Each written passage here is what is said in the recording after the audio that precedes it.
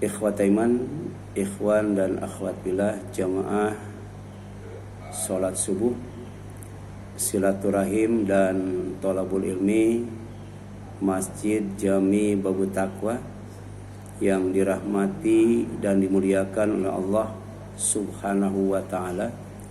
Puji dan syukur kita panjatkan kepadanya yang masih menghadirkan kita di majelis silaturahim dan majelis ilmi untuk mendapatkan perlindungan dari Allah. Pertama, dari kesesatan, sesat atau disesatkan. Yang kedua, dari kedoliman, dolim atau didolimi. Yang ketiga, dari kebodohan, bodoh atau dibodohi. Insyaallah dengan hadir di majelis ilmu kita akan aman dan selamat dari kesesatan, kedoliman dan kebodohan. Dan dengan hadir di majelis silaturahim insyaallah Allah akan meluaskan rezeki dan memanjangkan umur. Amin ya Allah ya Rabbal Alamin. Subuh pagi ini kita akan mencoba mengaji dan mengkaji satu tema, yaitu kesaktian Dajjal yang disabdakan Rasulullah Sallallahu Alaihi Wasallam. Jadi apa? Kesaktian Dajjal yang disabdakan Rasulullah Sallallahu Alaihi Wasallam. Nah, dalam Kamus Besar Bahasa Indonesia, sakti itu artinya mempunyai kekuatan goib atau luar biasa. Yang kedua, ampuh, manjur, sangat kuat pengaruhnya. Yang ketiga, sangat hebat, kuat, unggul. Ini makna kiasan. Dan ini ada kaitannya dengan Dajjal yang nanti hidupnya tinggal di buminya cuman 40 hari, tapi kesaktiannya sangat luar biasa. Ada 3 Dajjal yang akan muncul sebagai tanda akhir zaman, sebagai tanda kiamat sudah dekat. Yang pertama, Al-Kazzab, pendusta, tukang bohong, sering bohong, suka bohong, pintar bohong. Itu Al-Kadzab. Sudah muncul belum? Yang kedua, nabi palsu. Sejak Rasul wafat sampai kemudian menjelang kiamat itu jumlahnya 30. 30 itu bisa berarti di atas 20 atau banyak banget orang yang mengaku nabi padahal bukan nabi. Karena setelah Nabi Muhammad wafat tidak ada nabi lagi, tidak ada rasul lagi, dan beliau disebut sebagai khatamun nabiyyin, penutup para nabi. Kalau sudah ditutup nggak ada lagi kan. Jadi kedua, nabi palsu, itu Dajjal yang hidup setelah Nabi Muhammad SAW wafat. Kemudian ketiga, Dajjal itu Tuhan palsu, mengaku dirinya Tuhan. Kalau sekarang baru mengaku Nabi, tapi ada juga yang mengaku lebih hebat daripada Nabi dan malaikat. Contohnya coba Mama Gufron, tapi belum mengatakan dirinya Tuhan. Kalau nanti mengatakan dirinya Tuhan karena punya kesaktian yang luar biasa, lebih sakti daripada kerasakti. Kemudian ketiga, Tuhan palsu sebagai sosok manusia yang memiliki kemampuan luar biasa sebagai istidraj bagi dirinya. Jadi dikasih kesaktian bertambah sakti, tapi istidraj. Cara Allah mau menimpakan azab yang sangat dahsyat. Jadi kalau kita sholat sakit-sakitan itu ujian. Tapi kalau tidak sholat sehat, itu namanya istidraj. Ya. Cari duit, ya, banting tulang, tapi nggak cukup melulu. Miskin terus, itu ujian. Tapi orang yang cuman diem saja, itu duitnya berlimpah. Ya. Itu artinya apa? Istidraj. Rajin zakat, rajin infak, rajin sodako. Tapi perasaan rezekinya nggak nambah-nambah, itu ujian. Tapi nggak pernah zakat, nggak pernah infak, nggak pernah sodako. Ternyata apa? Kaya. Nah, itu berarti istidraj. Iya. Gitu. Kemudian, ya. Dan ujian keimanan bagi manusia. Ya. Kenapa? Karena ya, Dajjal yang terakhir ini piawai dalam membolak-balikan fakta. Ya. Bisa, yang asli jadi palsu, yang palsu jadi asli, yang baik jadi benar, yang benar jadi baik, ya itu ciri Dajjal. Jadi punya piawai, punya kemampuan yang luar biasa dalam membolak-balikan fakta. Dengan apa? Dengan trik sihir, ya. Artinya tipuan visual, ya, yang tak tertandingi. Ya. Ini luar biasa. Ya. Jadi kesaksian Dajjal bukan sebagai sihir yang luar biasa. Jadi Dajjal ya, disaktikan oleh Allah itu bukan sihir yang luar biasa, tapi sebagai fitnah. Ujian terbesar sepanjang sejarah manusia, karena hanya orang beriman yang selamat dari fitnah Dajjal. Dan ini ya ditegaskan oleh Nabi. Ya. Jadi kita wajib istiqomah dalam iman. Kalau kita istiqomah dalam iman, pertama di belakang kita ada malaikat. Ya.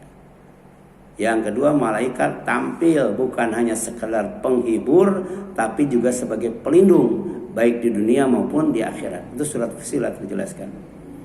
Jadi ma baina khalqi Adam ila qiyamis sa'ah, ya, amrun aksar minad Dajjal. Jadi sejak penciptaan Adam sampai hari kiamat tidak ada fitnah yang lebih besar daripada Dajjal. Jadi fitnahnya itu luar biasa.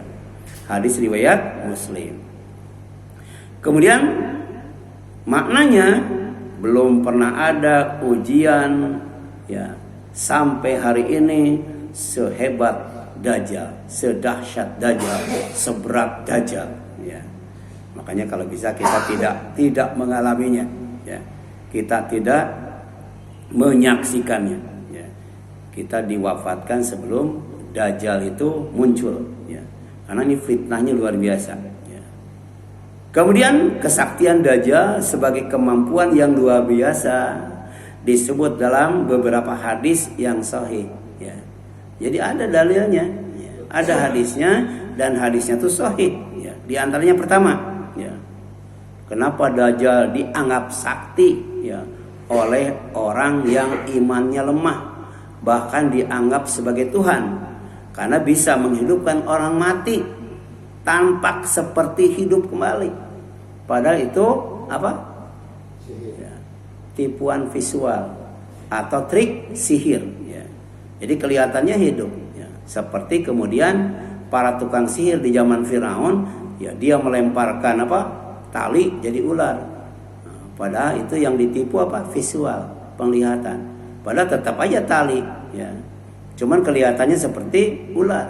Beda dengan Nabi Musa, karena bukan sihir, tapi mukjizat. Tongkat dilemparkan jadi ular, itu memang tongkat jadi ular.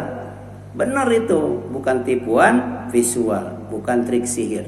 Inilah bedanya mukjizat dengan sihir. Sihir bisa dipelajari, ya. Sihir dipelajari, ya. Sedangkan mukjizat tidak bisa dipelajari. Sihir bisa diulang-ulang, sedangkan mukjizat tidak bisa diulang-ulang, ya. Cuman satu kali itu, ya. Kecuali mukjizat yang sifatnya maknawi, ya. Seperti Al-Quran. Jadi Al-Quran itu sejak Nabi Muhammad mendapatkan, ya, wahyu sebanyak 30 juz, 114 surat yang bernama Al-Quran sampai ya, kiamat itu tetap ya, bisa berfungsi sebagai mukjizat ya. Jadi di sini jelaskan fayaktuluhu summa yuhyihi.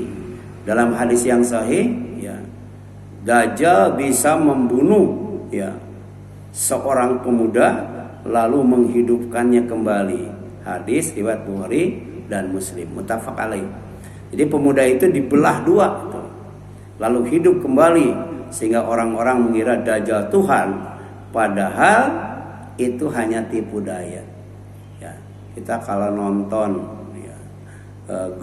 ya, American Got Talent ya, yang kesini-sini ketika muncul yang namanya AI ya, itu luar biasa tuh, penuh dengan ya, tipuan visual ya, itu. Cuman yang dipertontonkan itu yang ya, buka-bukaan aurat ya, tapi bisa tuh ya. Orang jadi macan, orang jadi anjing, orang jadi babi, orang jadi kebo, orang jadi burung kan gitu. Ditonton orang banyak. Tapi kan itu tipuan visual, bukan sebenarnya, ya. Bukan sebenarnya. Ya. Tapi nanti Dajjal lebih dahsyat daripada yang diperlihatkan oleh ya, acara American Got Talent. Ya. Lebih dahsyat daripada itu. Ya. Jadi nanti ya, yang namanya sihir itu bukan hanya sebagai hiburan seperti sekarang ya, tapi nanti sebagai ajaran ya. Jadi banyak orang yang kemudian kufur karena tertipu dengan sihir Dajjal. Yang kedua ya, mengatur hujan dan tumbuhan ya. Dia bisa ya, kapan hujan itu turun, di mana hujan itu turun, berapa banyak hujan itu turun, dan bisa mengatur tumbuhan ya. Jadi bisa ya, misalnya nanam duren yang harusnya berapa tahun, itu dalam waktu sekejap langsung tumbuh dan berbuah ya. Luar biasa itu. Dan itu dilihat ya dengan mata ya. Jadi ini tipuan visual ya. Jadi ya, dia ya murus sama bisa menyuruh langit fatum tiru, kemudian menurunkan hujan. Jadi nyuruh langit suruh menurunkan hujan, turun itu hujan ya. Bayangkan ya, langit saja bisa disuruh itu ya. Wal ardo, dia juga nyuruh bumi ya, kemudian fatun bitu, dan bisa menumbuhkan tanaman. Ini bukan dongeng ya, ya, ini bukan hoaks ya. Ini apa yang disabdakan oleh Nabi dalam hadis riwayat Muslim, bahwa kesaktian Dajjal itu bisa mengatur hujan dan mengatur tanaman ya. Yang ketiga ya, kesaktian Dajjal ya, sampai dianggap sebagai Tuhan ya, bisa menjadikan para pengikutnya hidup subur dan kaya raya. Jadi ini bagi orang yang lemah imannya, dalam waktu yang sama lemah ekonominya, itu banyak ya menjadi pengikut Dajjal. Dan Dajjal yang jumlahnya 70.000 itu ya, itu berkumpul di satu tempat yang namanya Isfahan. Kita ada ya jamaah yang namanya siapa? Sugeng Isfahan. Jadi Isfahan itu satu nama tempat ya, yang nantinya akan menjadi titik kumpul para pengikut Dajjal yang jumlahnya 70.000 ya. Itu yang di sana saja, belum yang nyebar ya. Nah, kenapa? Karena Dajjal itu bisa menjadikan orang kaya jadi orang miskin jadi kaya. Tapi dalam waktu yang sama bisa menjadikan orang kaya jadi miskin. Kalau ikut Dajjal itu jadi kaya ya. Tapi kalau tidak ikut Dajjal jadi miskin tuh ya.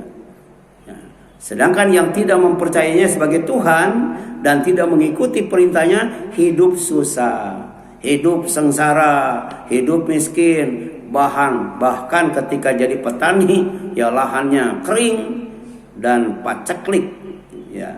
Jadi tidak bisa panen itu ulah Dajjal ya. Sehingga membuat orang yang lemah imannya tergoda. Saking kuatnya sampai ya Rasul ya memerintahkan ya umatnya agar berlindung kepada Allah dari keburukan fitnah Dajjal. Jangan lupa itu setiap sholat fardu sebelum salam, Allahumma inni a'udzubika min adzabi jahannam wa min adzabil qabri wa min fitnatil mahya wal mamat wa min syarri fitnatil masihid dajjal ya. Hati-hati jangan sampai nggak hafal ya. Karena Dajjal tuh luar biasa itu tipu dayanya ya. Bisa bikin orang kaya miskin atau jadi orang miskin jadi kaya. Bisa mengatur rezeki itu ya. Yang ketiga, membawa surga dan neraka ya. Tapi surga-surgaan, neraka-nerakaan ya. Yang dibawa surga tapi sebenarnya neraka. Yang dibawa neraka sebenarnya surga ya. Jadi ini dahsyatnya ya, Dajjal melakukan tipuan visual, membawa surga dan neraka palsu. Dan ini disebutkan Rasul, diingatkan kepada umatnya, ma'ahu jannatun wa narun ya. Jadi Dajjal itu bersamanya ya, ada surga, ada neraka. Fanaruhu jannah, padahal ya, nerakanya itu adalah surga ya. Sedangkan wajanatuhu nar ya, surganya adalah neraka ya, gitu. Jadi ahli nipu dia ya. Makanya disebut kadzab ya. Bukan hanya mengaku nabi palsu, nabi, tapi juga mengaku sebagai Tuhan. Kemudian ahli melakukan tipuan visual ya. Seperti menawarkan air dingin yang sebenarnya api ya. Menawarkan kebahagiaan padahal sebenarnya kesengsaraan, menawarkan keselamatan padahal kecelakaan, dan menawarkan api yang sebenarnya air ya, gitu. Jadi kalau lagu sekarang itu kan ya, madu di tangan kanannya ya, racun di tangan kirinya ya. Tapi itu masih bisa membedakan. Oh, kalau mau madu tangan kanan, kalau mau racun tangan kiri. Tapi Dajjal nggak begitu ya. Yang diperlihatkan madu padahal racun, yang diperlihatkan racun padahal madu ya. Ya. Jadi banyak orang yang terpedaya. Yang keempat, kesaktian Dajjal sampai dianggap sebagai Tuhan, bisa berjalan sangat cepat keliling dunia ya. Jadi Jumat di Mekah itu, tapi habis Jumat sudah ada di Indonesia itu ya, luar biasa. Jadi punya kecepatan yang gerak cepat yang luar biasa ya. Jadi dalam satu hari dia bisa pindah kemana-mana tuh ya. Beda dengan setan katanya. Kalau setan itu ada di mana-mana tapi nggak kemana-mana. Kalau ini bisa kemana-mana itu, karena dia punya daya gerak yang sangat cepat. Dan hadis tentang kecepatan pergerakan Dajjal itu ya, itu ditanyakan oleh para sahabat. Kami kata para sahabat bertanya, ya Rasulullah, wa ma isra'uhu fil ardi ya, wahai Rasulullah, seberapa cepat ia bergerak di bumi? Qala, kata Rasul, kal gois istadarathu arrih ya, seperti hujan yang dikejar angin ya. Hujan yang dikejar angin ya. Sekarang ada hujan yang dibarengi angin ya. Itu kemarin ya, rumah saya itu bukan hanya tergenang air di lantai bawah ya, di lantai 2 juga banjir. Karena airnya datang dari kiri, kanan, depan, belakang. Jadi anginnya tuh muter itu. Dan saking cepatnya itu bisa masuk itu ke lubang-lubang kecil itu. Luar biasa itu ya. Dan itu kecepatan Dajjal dalam bergerak mengelilingi dunia, sampai satu dunia nyaris kafir semua tuh. Jadi dakwahnya tuh cepat, karena waktu yang disediakan oleh Allah tinggal di bumi cuma 40 hari. Bayangkan 40 hari nyaris seluruh dunia kufur. Ya, yang tidak kufur orang yang kuat imannya saja, yang berlindung kepada Allah. Nanti ada lima ya pesan Rasul supaya aman dan selamat dari Dajjal. Ya, mudah-mudahan ini nyampe ya. Gitu. Hadis riwayat Muslim itu ya. Jadi super cepat ya, keliling dunia dalam waktu singkat seolah menembus jarak dan batas wilayah. Jadi sebenarnya tidak bisa menembus dinding, tidak bisa menembus gunung, tapi karena kecepatannya sangat luar biasa ya, dari dari Soekarno-Hatta ke Jeddah itu mungkin cepat banget gitu. Tapi tidak bisa masuk Mekah katanya. Cuman sampai Jeddah doang. Tidak bisa masuk Madinah ya. Itu kelemahan Dajjal ya, sebagai manusia biasa. Kemudian yang selanjutnya ya, fitnahnya menyebar sangat cepat. Bukan hanya titik fisik tapi juga pengaruhnya ya. Rasul tidak menyebutkan bahwa Dajjal waktu itu hidup di zaman ilmu dan teknologi yang mumpuni ya. Sekarang itu kan alat transportasi itu kecepatannya sudah mampu ya melebihi cahaya, ultrasonik ya. Apakah nanti misalnya ya Dajjal itu punya kendaraan ya yang dihasilkan oleh teknologi dan ilmu yang canggih ya, yang kecepatannya tuh ya di atas cahaya. Jadi 300.000 km per detik ya, per detik. Kalau sekarang kan 10.000 km per jam ya, dari Soekarno-Hatta ke Jeddah itu ya. Sehingga dalam waktu kurang lebih 9 jam nyampe itu ya, karena itu di atas kecepatan suara ya, atau hampir mendekati. Kemudian yang selanjutnya kulna, kami para sahabat bertanya lagi, ya Rasulullah, wahai Rasulullah, wama ya labithuhu fil ardi ya, wahai Rasulullah, berapa lama ya Dajjal itu tinggal di bumi ya. Qala ya, kata Rasul, arba'una yauman 40 hari ya. Tadi ada kaitannya dengan ya pergerakannya yang sangat cepat karena waktunya sangat singkat. Kita dikasih waktu lama ya, tapi lelet ya kalah sama Dajjal tuh. Dajjal cuma 40 hari ya. Ya, kita ada yang 70 tahun, 60 tahun, 50 tahun ya.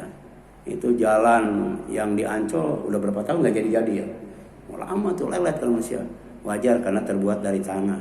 Tapi ada manusia yang oleh Allah dikasih istidraj, namanya Dajjal. Gerakannya cepat, bisa keliling dunia mendakwahkan kebatilan, mendakwahkan kekufuran. Tapi walaupun 40 hari kata Rasul, ya yaumun kasana, satu harinya seperti setahun ya. Wa yaumun kasyahrin, satu harinya seperti sebulan. Wa yaumun kajum'ah, satu harinya seperti sepekan ya. Wa sairu ayamihi ka ayamikum, sedangkan total keseluruhannya itu ya, sisanya itu seperti hari-hari kalian, sama seharinya 24 jam ya. Inilah ya, jadi memberikan sugesti yang luar biasa ya. Kemudian yang kelima, membawa gunung, roti dan sungai air. Ini kiasan ya. Jadi yang dibawa oleh apa? Dajjal itu adalah gunung, roti dan sungai air. Dan ini disabdakan oleh Nabi SAW, inna ma'ahu jabalan min khubzin wa nahran min ma'in wa inna jannatahu narun wa narahu jannah. Sesungguhnya bersamanya ada gunung roti dan sungai air, dan sesungguhnya surganya adalah neraka, sedangkan nerakanya adalah surga. Hadis riwayat Muslim dalam Sahih Muslim nomor hadis 2937 dan ya, dari sahabat yang mulia bernama Nawas bin Sam'an, semoga Allah meridhoinya. Nah, kemudian ditafsirkan oleh para ulama, yang dimaksud dengan gunung, roti dan sungai air adalah fitnah kebutuhan dunia, makanan, minuman dan kebutuhan hidup lainnya ya, bagi pengikutnya subur makmur Ya, bukan hanya kebutuhan primer sampai kebutuhan sekunder dan tersier. Ya, gitu. Kemudian bagi orang yang tidak jadi pengikutnya, malah kemudian susah untuk mendapatkan minuman, susah untuk mendapatkan makanan, susah untuk memenuhi kebutuhan primer ya untuk sehari-hari. Ya. Sedangkan yang dimaksud dengan surga dan neraka adalah tipuan visual. Ya. Ini trik sihir. Ya. Kan sihir itu yang dipengaruhi mata. Tapi yang namanya bahasa juga kalau kemudian indah, ya, yang disebut bayan, itu bisa jadi sihir. Ya. Orang bisa terpengaruh dengan kata-kata ya. Ada tuh kata-katanya indah sampai menangis ya. Dulu pertama kali ke Jakarta itu kan, Priuk lagi keras-kerasnya ya, keras-kerasnya. Jadi saya khutbah tuh terbawa keras juga. Ya. Ketika khutbah di Jakarta Timur itu, selesai khutbah, ya, ada pemuda yang nangis. Ustaz, ya, doakan saya supaya mati syahid gitu. Jadi terkenal tuh, ya, khotib-khotib dari Priuk itu keras-keras gitu kan, gitu, ya. Jadi tipuan visual dengan kata-kata bisa terhipnotis. Ya. Bahkan ada cara memurtadkan orang Islam bukan dengan kata-kata, dengan apa? Dengan tulisan, ya. Dengan baca tulisan itu dia murtad itu. Bisa seperti itu. Jadi bukan hanya dengan Indomie saja, bukan hanya dengan Supermie saja, bukan hanya ya dengan susu saja. Bisa dengan omongan, bisa dengan apa tadi? Dengan tulisan, bahkan bisa dengan pengobatan. Ya. Jadi para pendeta bisa menyembuhkan orang lumpuh, bisa menyembuhkan orang buta. Itu secara massal itu, ya. Nah, itu adalah trik sihir ya, trik sihir. Jadi kalau mau cepat itu pakai sihir. Tapi kemudian setelah masuk nyesel dia kan. Gitu. Dan kemudian kekuatan sihir itu tidak lama. Jadi orang yang disembuhkan dari butanya, disembuhkan dari lumpuhnya, itu beberapa hari kemudian kembali lagi seperti semula. Ya, banyak yang seperti itu. Ya. Karena ini apa? Tipuan visual atau pengaruh sugesti, semacam hipnotis lah. Ya. Itu paman saya itu kan guru silat ya, itu. Tapi kalah sama istrinya kalau berantem, karena istrinya itu anak gurunya, anak gurunya. Dia kalau melatih yang namanya kekebalan, dibawa itu ke kampung, ke Garut. Kemudian jam 12 malam suruh duduk di atas apa namanya itu, yang air yang ini ya, air terjun itu. Nanti sekian jam kemudian naik. Nah, teman-temannya suruh gebugin, kuat itu, kuat ya. Tapi bisa juga dengan berkolaborasi dengan jin, baca surat jin ayat 6 tuh. Bisa itu, asalnya tidak kebal jadi kebal. Kalau anak-anak sekolah STM ya dan selanjutnya itu kalau tawuran, sebelum tawuran makan pil BK dulu. Pertama supaya tidak takut, yang kedua supaya kuat kalau digebugin. Tapi ketika pil BK-nya sudah habis, pengaruhnya nangis dia, sakit banget. Nah, itu. Ya, jadi bisa memang trik ya latihan, bisa juga trik sihir. Ya. Nah hadis ini menjelaskan kemampuan luar biasa Dajjal dalam membolak-balikan hakikat, ya, yang benar tampak salah dan bikin susah, sedangkan yang salah tampak benar dan bikin hidup nikmat sebagai ujian terbesar bagi iman manusia. Makanya Dajjal itu banyak pengikutnya, banyak, karena piawai dalam menipu, piawai dalam berbohong. Yang keenam, kemampuan luar biasa Dajjal dibantu oleh setan, ya, untuk menipu dan memperdaya manusia. Ya. Zaman Nabi Sulaiman bangun istana, bangun kolam, dan bangun bangunan fisik itu yang membangunnya jin, ya, karena jin itu di bawah kekuasaan dia, ya. Jadi bukan Nabi Sulaiman ya minta bantuan kepada jin, tapi nyuruh ya supaya bikin ya bangunan fisik. Jadi yang namanya jin bisa itu bikin rumah bisa. Ya. Di mana itu tiba-tiba di hutan ada masjid ya, kan? Ada masjid tiba-tiba mewah, megah, kapan bangunnya, kan ada seperti itu. Ya, itu bisa jadi dibuat oleh jin. Ya. Bahkan katanya apa itu yang kisah apa ya, yang patungnya kurang satu, apa itu? Itu kan ya Raja meminta bantuan kan, tapi kemudian karena waktunya sudah habis ya, dengan tipu daya Roro Jonggrang itu berhenti kerjanya ya. Jadi jin juga bisa ditipu ya, seperti kisah Sang Buryang kan bikin perahu ternyata ya, dayang sumbinya dia nyalain api, kemudian ngetuk-ngetuk dikiranya sama jin ini udah siang. Jadi jin itu nggak mau kerja siang hari ya, kerjanya kapan? Malam hari ya. Manusia juga kalau berdasarkan syariat, berdasarkan sunnah, kerja itu siang hari, malam hari berhenti. Tapi kemudian sekarang manusia kerjanya siang hari, siang malam, itu menyalahi fitrah, itu capek itu ya. Terus kalau jin kerja target 1 bulan selesai ya. Disiplin waktunya luar biasa, disiplin kerjanya luar biasa. Kalau nyuruh manusia seminggu bisa sebulan itu ya. Harusnya seminggu selesai itu ya. Itu ada jamaah suruh nunggu tetangganya ya, yang bangun rumah, yang itu ngawasin yang namanya tukang itu, karena sibuk dia punya warung ditinggalkan. Itu lama banget itu, katanya kapan selesainya tuh ya. Ada juga teman saya tuh mau ngecek ke atas, ya, memang berisik ya, pas dilihat dia lagi ngetok-ngetok apa gitu ya. Nah, jadi nggak kerja. Jadi sengaja 1 hari dibikin 2 hari, 1 hari dibikin 3 hari. Itu kalau manusia. Karena kalau dilihat dari asal penciptaannya, manusia itu dari tanah, sedangkan jin dari mana? Dari api. Tanah dengan api cepatan mana? Tanah, api, dan cahaya malaikat tuh cepatan mana? Cepatan cahaya. Jadi manusia itu termasuk lelet ya. Contohnya kalau orang Jepang itu rumahnya bocor, dia naik ke atas. Kalau orang Indonesia bawa baskom ya.